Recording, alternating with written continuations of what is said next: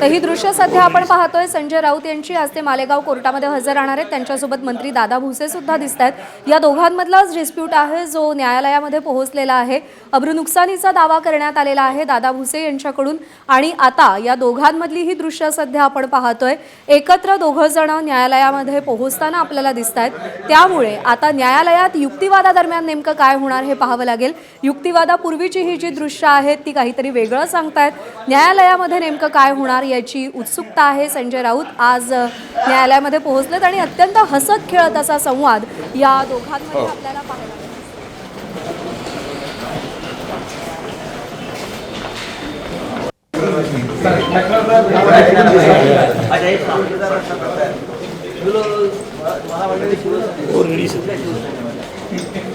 माझे हृदय तुमच्याकडे आहे पण मी दादांबरोबर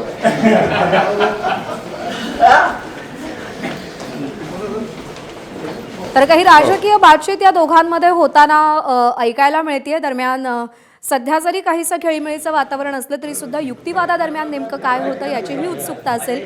या दोघांमधला डिस्प्यूट आहे संजय राऊतांनी सामनामध्ये गिरणा सहकारी साखर कारखान्यात दादा भुसेंनी 178 कोटींच्या शेअर्सचा घोटाळा केल्याचा दावा केलेला होता। त्यावरून दादा भुसे यांनी आक्रमक होत संजय राऊत यांच्या विरोधात अब्रू नुकसानीचा दावा केला होता। त्याची सुनावणी जेव्हा पार पडली त्यावेळी संजय राऊत कोर्टामध्ये हजर राहिले नाहीत। त्यांना 12,000 रुपयांचा दंड ठोठावण्यात आला होता आणि काही वेळापूर्वी आपण दादा भुसेंची प्रतिक्रिया पाहिली। त्यामध्ये ते म्हणाले की जर संजय राऊतांनी शेतकऱ्यांची माफी मागितली, मालेगावातल्या शेतकऱ्यांची माफी मागितली तर आपण हा खटला मागे घेण्यासंदर्भात विचार करू। त्यांचं हे वक्तव्य आल्यानंतर समोर आलेली ही दोन दृश्य आहेत ज्याच्यामध्ये संजय राऊत आणि मंत्री दादा भुसे हे एकमेकांशी हसत खेळत संवाद साधताना आपल्याला दिसतायत। त्यामुळे कोर्टात काय होतंय आणि कोर्टाबाहेर सध्या काय दिसतंय या संदर्भात सध्या चर्चा होताना आपल्याला पाहायला मिळते। संदीप जेजुरकर आपले प्रतिनिधी आपल्याला या सगळ्या संदर्भात अधिक अपडेट देतील। संदीप, कोर्टात काय होणार त्या संदर्भात इंटरेस्ट आहेच, पण त्यापेक्षा सुद्धा इंटरेस्टिंग सध्या समोर आलेली दृश्य आपल्याला दिसत आहेत ज्याच्यामध्ये दादा भुसे आणि संजय राऊत ज्यांच्यात मुख्य डिस्प्यूट आहे ते एकमेकांशी हसत खेळत गप्पा मारताना दिसत आहेत। प्रज्ञा, गिरणा सहकारी साखर कारखान्यामध्ये 178 कोटी रुपयांचा शेअर्स घोटाळा झाला असल्याचा आरोप जो आहे तो संजय राऊत यांनी केला होता आणि सामनामधून तशी प्रसिद्धी देखील देण्यात आलेली होती। या बातमीमुळे मंत्री भुसे यांची बदनामी झाल्याचं जे आहे ते कारण देऊन अब्रू नुकसानीचा दावा जो आहे तो संजय राऊतांवर दाखल करण्यात आला होता। मात्र 2-3 तारखेला संजय राऊत हजर झाल्यानंतर त्यांना 12,000 रुपये दंड पण आकारण्यात आला होता। आज संजय राऊत आणि दादा भुसे हे दोघी न्यायालयात हजर झाले। दादा भुसे आल्याबरोबर त्यांनी पत्रकारांशी बोलताना सांगितले की जर शेतकऱ्यांची आणि मालेगावच्या जनतेची जर संजय राऊत माफी मागत असेल तर खटला मागे घेण्याबाबत विचार करू।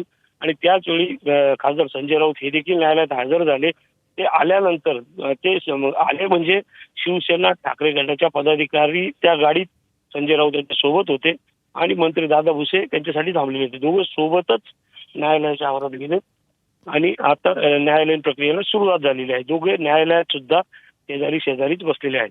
प्रज्ञा, आज हा खटला निकाली निघेल का, काय शक्यता आहेत? आज जर खासदार संजय राऊत यांनी काही माफीनामा वगैरे दिला किंवा काही तडजोडी झाल्या न्यायालयामध्ये दोघांच्या समोर बसून, मंत्री भुसे पण हजर आहेत आणि संजय राऊत पण हजर आहेत, जर दोघांच्या ह्याच्यात समझोता झाला तर कदाचित हा खटला मागे घेतला जाईल। दादा भुसे संदीप, असं आहे की संजय राऊतांनी माफी मागावी शेतकऱ्यांची अशी मागणी दादा भुसे करतायत, पण संजय राऊतांची आजवरची आक्रमकता पाहिली तर या प्रकरणामध्ये संजय राऊत माफीपत्र वगैरे देतील असं वाटतंय का?